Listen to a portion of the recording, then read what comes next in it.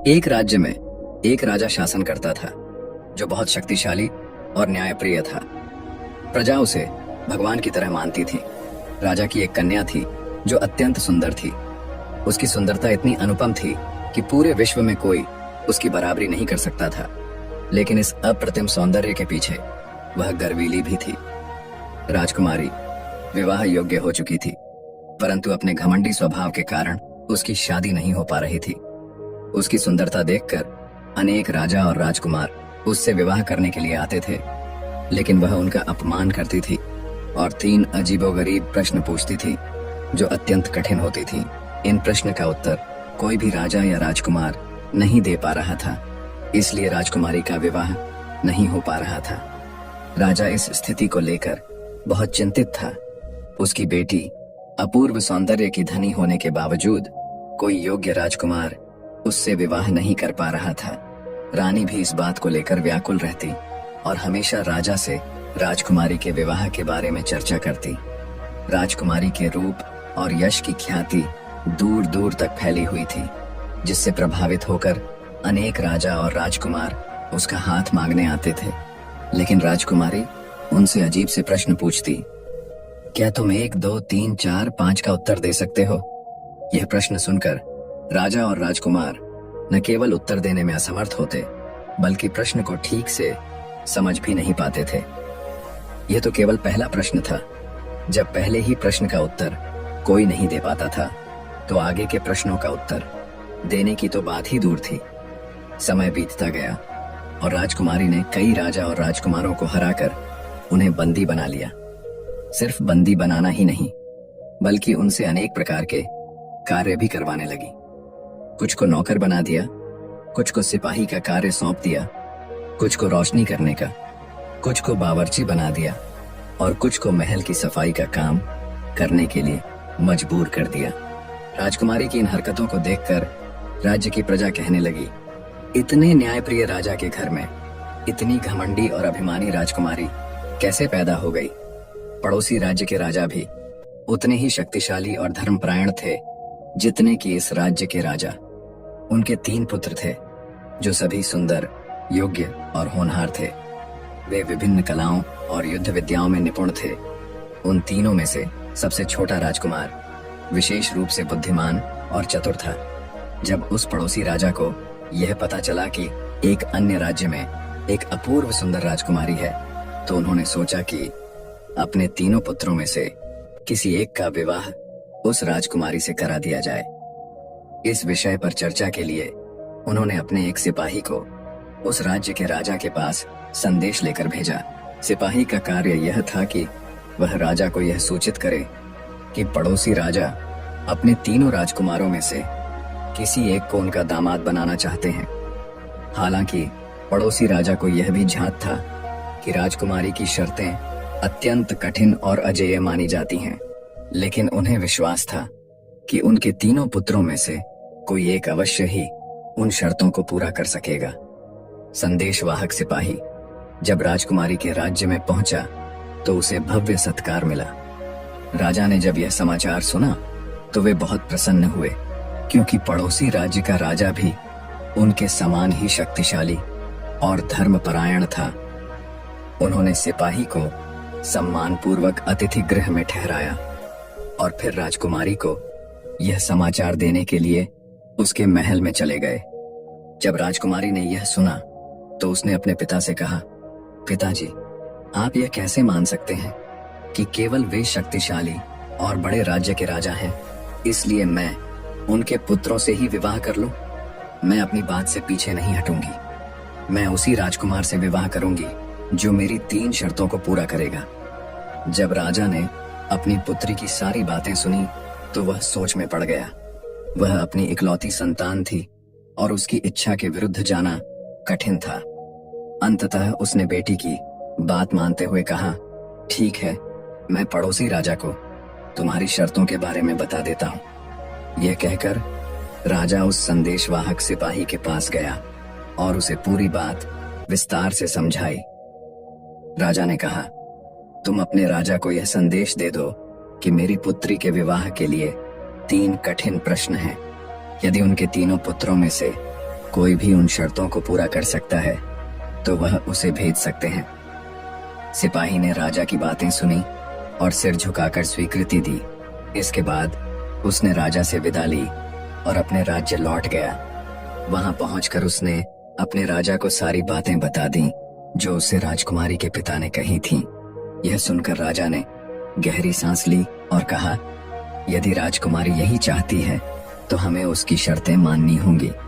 फिर उसने अपने तीनों पुत्रों को बुलाया और कहा, पुत्रों, मैंने तुम्हारे विवाह का प्रस्ताव उस राज्य के राजा को भेजा था, लेकिन राजकुमारी ने अपनी 3 कठिन शर्तें रखी हैं। क्या तुम में से कोई है जो उन शर्तों को पूरा कर सकता है और उससे विवाह कर सकता है? तीनों राजकुमारों ने अपने पिता की बात सुनी और आत्मविश्वास से कहा, पिताश्री, आप चिंता न करें, हम आपके सम्मान की रक्षा अवश्य करेंगे। बड़ा राजकुमार सबसे पहले आगे बढ़ा और बोला, पिताजी, मैं वहां जाऊंगा और राजकुमारी की शर्तें पूरी करके उससे विवाह करूंगा। बड़े राजकुमार की यह बात सुनकर राजा बहुत प्रसन्न हुआ। उसने अपने पुत्र को आशीर्वाद दिया। राजकुमार ने माता पिता के चरण स्पर्श किए और फिर राजकुमारी की शर्तों को पूरा करने के लिए निकल पड़ा। राजकुमार जब पड़ोसी राज्य पहुंचा तो उसका भव्य स्वागत किया गया। उसे वही सम्मान दिया गया जो अन्य बड़े राजाओं को दिया जाता था। इसके बाद उसे राजकुमारी के पास ले जाया गया। राजकुमारी ने जब बड़े राजकुमार को देखा तो मन ही मन सोचने लगी, क्या यह सच में मेरे प्रश्नों का उत्तर दे पाएगा? दूसरी ओर जब बड़ा राजकुमार राजकुमारी के सौंदर्य पर पहली बार दृष्टि डाली तो वह मोहित हो गया। उसने ऐसा अनुपम सौंदर्य पहले कभी नहीं देखा था, लेकिन उसने अपने भावनाओं को नियंत्रित किया और आत्मविश्वास के साथ बोला, मैं सभी प्रश्नों का सामना करने के लिए तैयार हूं। प्रश्न पूछने से पहले राजकुमारी ने राजकुमार से कहा, मेरी एक शर्त है, यदि तुम मेरे तीनों प्रश्नों में से किसी एक का भी उत्तर नहीं दे पाए तो तुम्हें इस राजमहल में बावर्ची यानी रसोइया बनकर काम करना होगा, वह भी आज से ही। क्या तुम इसके लिए तैयार हो? राजकुमार तो पहले ही राजकुमारी के सौंदर्य से मोहित हो चुका था। उसने बिना अधिक सोचे हामी भर दी। फिर राजकुमारी ने पहला प्रश्न पूछा, क्या तुम 1, 2, 3, 4, 5 का उत्तर जानते हो? यह सुनते ही राजकुमार अचरज में पड़ गया। उसने सोचा, यह कैसा प्रश्न है? उसे समझ ही नहीं आया कि इसका उत्तर क्या हो सकता है। वह राजकुमारी को देखता रहा, लेकिन कोई उत्तर नहीं दे सका। समय समाप्त हो गया और राजकुमारी ने घोषणा की, राजकुमार, मुझे खेद है कि तुम पहले प्रश्न का उत्तर नहीं दे पाए, इसीलिए शर्त के अनुसार अब से तुम इस महल के रसोइये बनोगे। बेचारा बड़ा राजकुमार अब क्या करता? उसने खुद ही शर्त स्वीकार की थी, इसलिए उसे महल का बावर्ची बनना पड़ा। संदेशवाहक सिपाही यह समाचार लेकर अपने राज्य पहुंचा और राजा को पूरी घटना बता दी। जब राजा ने सुना कि उसका बड़ा बेटा राजकुमारी के दरबार में रसोइया बन गया है तो उसे बहुत आघात पहुंचा। वह सोच में पड़ गया कि अब आगे क्या किया जाए। उस समय दोनों छोटे राजकुमार भी वहां मौजूद थे। जब मंझले राजकुमार को पता चला कि उसके बड़े भाई को राजकुमारी ने रसोइया बना दिया है तो वह क्रोध से आग बबूला हो गया। उसने अपने पिता से कहा, पिताजी, मुझे आज्ञा दीजिए, मैं अब तुरंत वहां जाता हूं और उस घमंडी राजकुमारी को उसके अहंकार का सही उत्तर देकर आता हूं। राजा ने गहरी सांस लेते हुए कहा, यदि तुम अपने भाई को मुक्त कराकर ला सकते हो तो मेरा आशीर्वाद तुम्हारे साथ है। पिता का आशीर्वाद लेकर मंझला राजकुमार तुरंत राजकुमारी के राज्य की ओर चल पड़ा। जब वह महल पहुंचा तो उसने देखा कि उसका बड़ा भाई रसोई घर में खड़ा होकर खाना बना रहा है। यह दृश्य देखकर उसका हृदय दुख से भर गया। उसने बड़े भाई से कहा, भैया, चिंता मत करो, मैं तुम्हें यहाँ से मुक्त कराकर अपने राज्य वापस ले जाऊंगा। मंझले राजकुमार को भी उतना ही सम्मान मिला जितना बड़े राजकुमार को मिला था। स्वागत समारोह के बाद राजा ने उसे राजकुमारी के पास भेज दिया। जब मंझले राजकुमार ने पहली बार राजकुमारी को देखा तो वह भी उसके अद्भुत सौंदर्य पर मोहित हो गया। उसे यह तक याद नहीं रहा कि उसका बड़ा भाई रसोइये के रूप में महल में कैद है और उसे मुक्त कराना उसका उद्देश्य था। वह अपने पिता की दी हुई सीख भी भूल गया। राजकुमारी ने मुस्कुराकर कहा, देखो, मैं तुम्हें पहले ही बता देती हूँ, यदि तुम मेरे तीनों प्रश्नों में से किसी एक का भी उत्तर नहीं दे पाए तो तुम्हें अपने बड़े भाई की तरह इस महल में एक माली के रूप में काम करना होगा, और वह भी आज से और हमेशा के लिए। लेकिन मंझला राजकुमार तो पहले ही राजकुमारी के सौंदर्य पर मोहित हो चुका था। उसने बिना एक क्षण सोचे शर्त स्वीकार कर ली। अब वही हुआ जो पहले हुआ था। राजकुमारी ने वही प्रश्न फिर से पूछे, क्या तुम 1, 2, 3, 4, 5 का उत्तर जानते हो? मंझले राजकुमार ने प्रश्न सुना, लेकिन वह भी इसका उत्तर नहीं दे सका। समय समाप्त हो गया और राजकुमारी ने घोषणा कर दी, अब से तुम इस महल के माली रहोगे।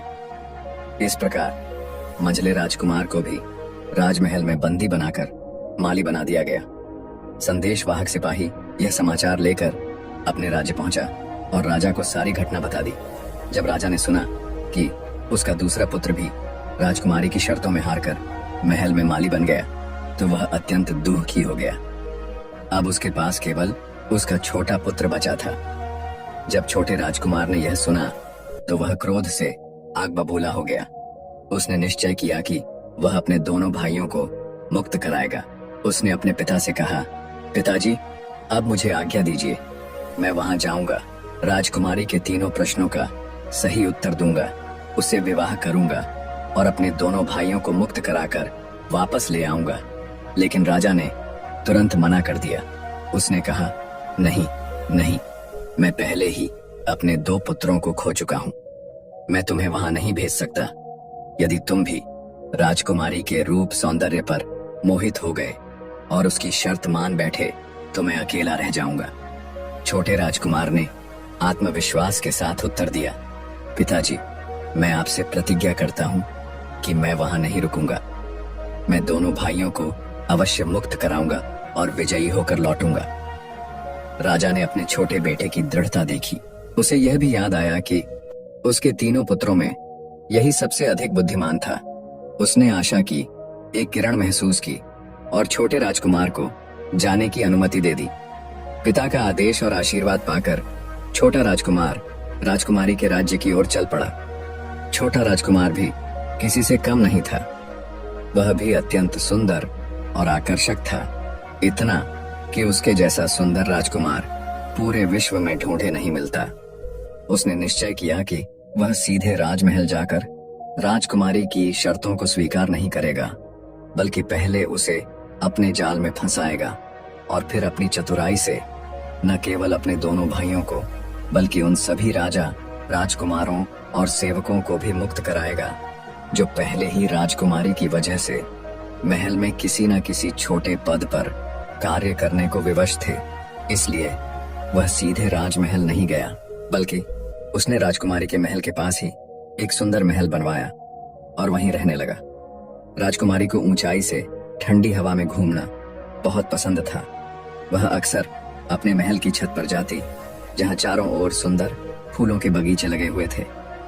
एक दिन जब वह हमेशा की तरह छत पर ठंडी हवा का आनंद लेने पहुंची, तो उसकी नजर पास के महल पर पड़ी। वहां उसने छोटे राजकुमार को देखा।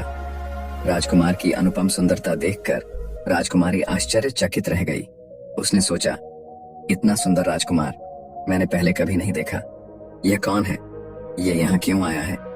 इससे पहले तो मैंने इसे कभी इस राज्य में नहीं देखा था, फिर यह आज अचानक यहाँ कैसे आ गया? वह इन प्रश्नों में उलझी रही, लेकिन उसने किसी को कुछ नहीं बताया। इसके बाद कई दिन बीत गए।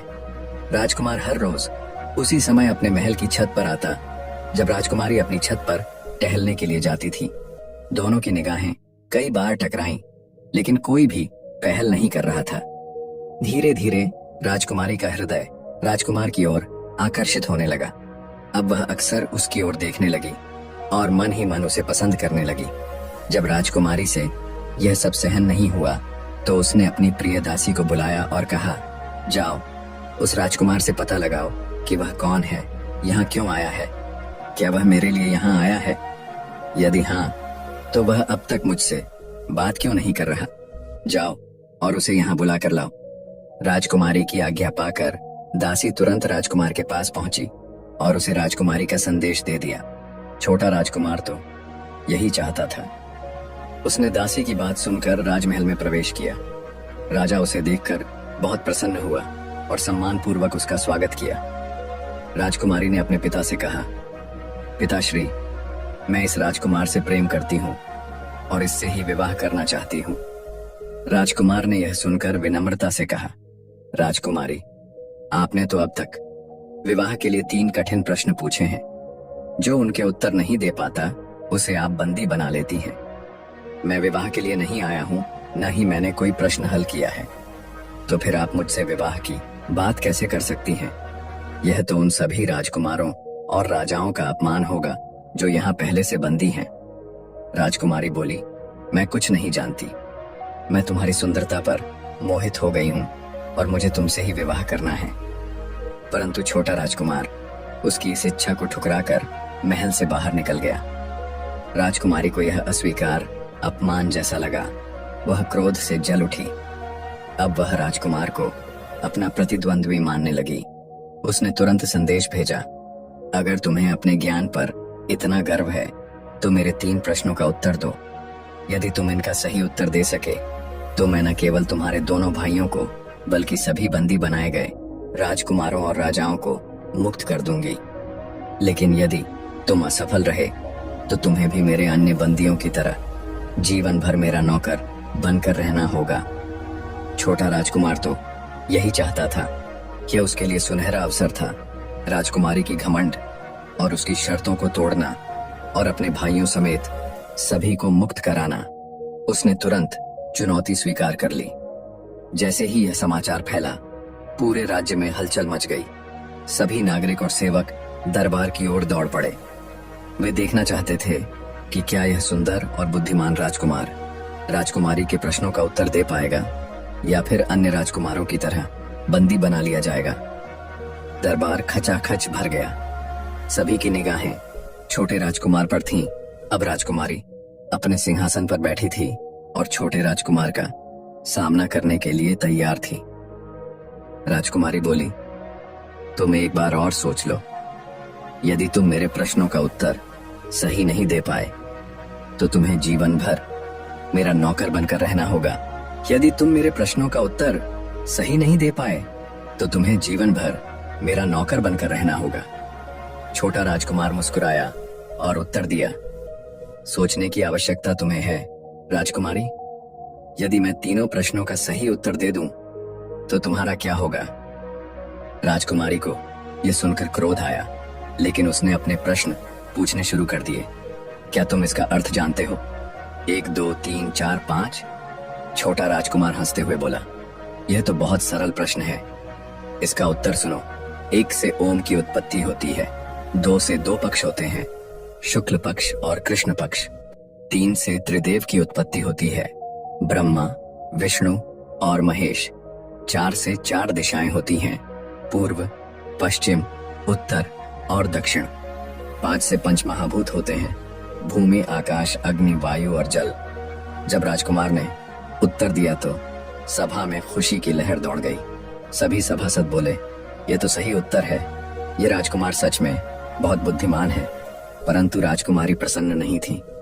उसने क्रोध में आकर दूसरा प्रश्न पूछ लिया, ऐसी कौन सी चीज है जो जितनी बढ़ती जाती है उतना ही कम दिखाई देती है? राजकुमार मुस्कुराया और तुरंत उत्तर दिया, यह तो अंधकार है। अंधकार जितना बढ़ता है चारों ओर उतना ही कम दिखाई देता है। अब राजकुमारी सच में चिंतित हो गई थी। उसने सोचा, यह राजकुमार हर प्रश्न का उत्तर सही सही दे रहा है। क्या यह मेरे अंतिम प्रश्न का भी उत्तर दे देगा? ऐसी कौन सी चीज है जो तुम्हारी होती है लेकिन तुम उसका उपयोग कभी नहीं करते? राजकुमार कुछ पल के लिए शांत रहा, फिर मुस्कुराया और उत्तर दिया, वह चीज हमारा नाम है। नाम तो हमारा होता है लेकिन इसका उच्चारण दूसरे लोग करते हैं।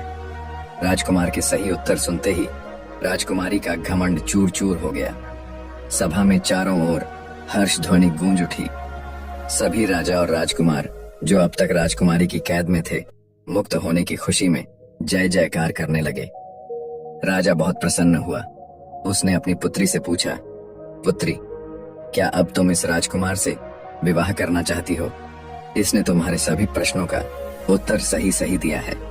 अब राजकुमारी के पास कोई और विकल्प नहीं था। वह लज्जित होकर बोली, हाँ, मैं इनसे विवाह के लिए सहमत हूँ। राजा ने आदेश दिया कि सभी बंदी बनाए गए राजाओं और राजकुमारों को मुक्त कर दिया जाए। छोटे राजकुमार के दोनों भाई भी रिहा कर दिए गए। इसके बाद छोटे राजकुमार के पिता और परिवार भी वहां आ गए। पूरे राज्य में हर्षोल्लास फैल गया। बड़ी धूमधाम से राजकुमार और राजकुमारी का विवाह संपन्न हुआ। अब राजकुमारी का घमंड समाप्त हो चुका था। उसे यह सीख मिल चुकी थी कि इस संसार में केवल सौंदर्य ही नहीं, ज्ञान और बुद्धिमानी भी उतनी ही महत्वपूर्ण होती है। दोस्तों, आपको ये कहानी कैसे लगी? कमेंट करके जरूर बताइए। वीडियो अच्छी लगी है तो लाइक और शेयर करें। ऐसे नई नई कहानी के लिए चैनल को सब्सक्राइब जरूर करें। आपको किसी तरह कहानी पसंद है, हमें जरूर बताइए, ताकि हम उसी तरह की वीडियो लेकर आएंगे। यदि आप हमारे पिछले कहानियां अब तक नहीं देखा है तो उसे भी एक बार जरूर देखें। आपका ध्यान रखें, क्योंकि जल्द मिलेंगे एक नई कहानी के साथ। तब तक के लिए जय सीताराम।